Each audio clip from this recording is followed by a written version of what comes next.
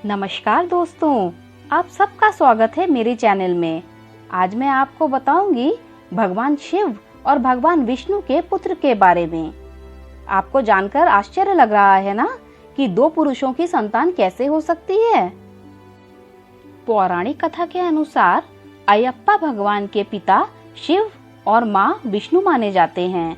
भगवान शिव और विष्णु की पौराणिक कथाओं पर गौर करें तो दोनों ही देवताओं ने मानव कल्याण के लिए कई लीलाएं रची। भगवान विष्णु ने तो अपने 12 अवतारों के साथ हर बार मानव जीवन की भलाई के लिए किसी न किसी उदाहरण को प्रस्तुत किया है। भगवान शिव ने भी अपने ध्यान, क्रोध और त्याग से हमें हर रूप से सत्कर्म करने का संदेश दिया है। पर अब जरा गौर करें इस बात पर कि आखिर शिव और विष्णु की संतानें कौन हैं। भगवान विष्णु के कई अवतार हैं और उनके साथ उनके कई परिवार और संतानें रहें। महादेव शिव का एक ही परिवार माना गया है, जिसमें गणेश और कार्तिकेय के रूप में उनकी 2 संतानें हैं। परंतु यह सत्य नहीं है। शिव जी की तीसरी संतान भी है। इसे भगवान अयप्पा के रूप में पूजा जाता है।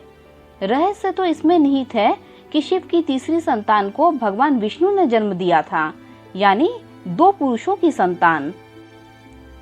पौराणिक साहित्य में 2 पुरुष देवताओं की संतान होना आश्चर्य से भर देता है। इसके पहले कि आप किसी निर्णय पर पहुंचे और कोई अनचाही धारणा बनाए, उसके पहले जरा इस रहस्य को समझ लें। समुद्र मंथन के दौरान जब अमृत सागर से बाहर आया तो देवताओं और राक्षसों के बीच उनके बंटवारे को लेकर विवाद पैदा हो गया। तब उसके वितरण को लेकर हुए विवाद को सुलझाने के लिए विष्णु ने मोहिनी रूप धारण किया था। मोहिनी इतनी सुंदर थी कि राक्षसों का ध्यान अमृत के बर्तन से ज्यादा मोहिनी के रूप पर रहा। इसी दौरान छल हुआ और मोहिनी ने देवताओं को अमृत पान करवाया, जबकि राक्षसों को साधारण जल पिलाती रही। पर मोहिनी का किरदार केवल समुद्र मंथन की कथा तक ही सीमित नहीं है, बल्कि इसके आगे एक और कथा है। दरअसल तब महिषासुर नाम का एक राक्षस धरती पर वास कर रहा था, जिसने अपने अहंकार और अत्याचार की सभी सीमाएं पार कर दी थी। महिषासुर की अत्याचार से परेशान होकर देवताओं ने मदद के लिए मां दुर्गा की प्रार्थना की। इसके बाद देवी दुर्गा ने महिषासुर का वध कर दिया। पर महिषासुर के साथ हिंसा और अहंकार का अंत नहीं हुआ। महिषासुर की बहन महिषी अपने भाई की मृत्यु से बहुत दुखी थी। वह देवताओं से नाराज थी और इसलिए उसने खुद को शक्तिशाली बनाने के लिए घोर तप करना प्रारंभ कर दिया। उसने भगवान शिव की आराधना की। कई सालों तक लगातार की गई आराधना से महादेव प्रसन्न हो गए। तब महिषी ने अपने लिए अमरता का वरदान मांगा।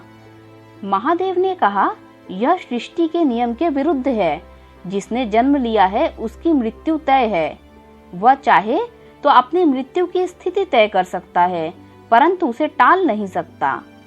महिषी ने बीच का रास्ता निकाला।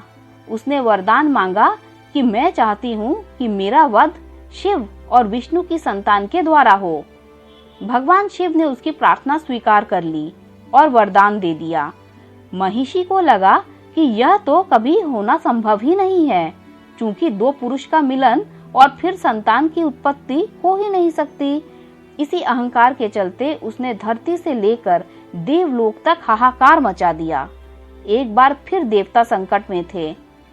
इस बार फिर से सभी देवता भगवान शिव की शरण में पहुंचे। उन्होंने कहा कि आपने जो वरदान महिषी को दिया है उसका कोई तोड़ नहीं है। 2 पुरुषों के मिलन से संतान की उत्पत्ति नहीं हो सकती। यही कारण है कि उसे हम में से कोई नहीं मार सकता। एक प्रकार वह अमर हो चुकी है। इसके बाद देवता भगवान विष्णु के पास पहुंचे और उनसे इस समस्या का हल निकालने का निवेदन किया। हालांकि वे यह समझ रहे थे कि इस वरदान का कोई तोड़ नहीं हो सकता, परंतु नियति में कुछ और ही लिखा था। भगवान विष्णु ने अपने मोहिनी अवतार को कैलाश भेजा। मोहिनी को देखते ही भगवान शिव उन्हें पहचान गए। मोहिनी ने शिव के आगे प्रेम प्रस्ताव रखा। चूंकि शिव योगी थे और काम वासना कभी उनकी कमजोरियों में शामिल नहीं हुई, इसीलिए उन्होंने मोहिनी के साथ अपने मिलने के प्रस्ताव को अस्वीकार कर दिया। परंतु मोहिनी के प्रेम की लाज रखी। शिव ने मोहिनी को अपना वीर्य, जिसे पारद कहा जाता है, वह दिया। इस तरह संबंध बनाए बिना शिव और मोहिनी का मिलन हुआ।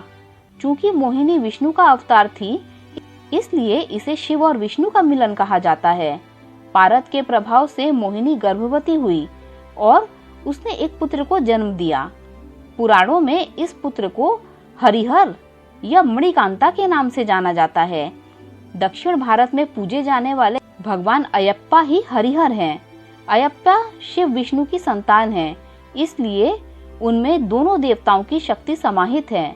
आगे चलकर उन्हीं ने महिषी का वध करके देवताओं को उनके अत्याचारों से मुक्त किया। यह पौराणिक कथा दक्षिण भारत में काफी प्रचलित है, जबकि उत्तर और पूर्वी भारत में भगवान अयप्पा का जिक्र नहीं होता है। दक्षिण भारत के केरल राज्य में सबरीमाला मंदिर है। माना जाता है कि यहीं अयप्पा का वास है। इसके अलावा तमिलनाडु, केरल, कर्नाटक राज्यों में लगभग हर गली कूचे में भगवान अयप्पा के मंदिर मिलते हैं। भगवान अयप्पा के विषय में कहा जाता है कि उनकी पूजा तभी स्वीकार्य होती है जब व्यक्ति ब्रह्मचर्य का सख्त पालन करता है। दोस्तों, अगर आपको यह कथा अच्छी लगी हो तो लाइक कर दीजिए, मेरे चैनल को सब्सक्राइब कर दीजिए। जब आप मेरे चैनल को सब्सक्राइब करें तो बेल का आइकन भी प्रेस कर दीजिए, जिससे मेरी आने वाली सारी कथाएं आप तक सबसे पहले पहुंच जाएगी। Thanks for listening.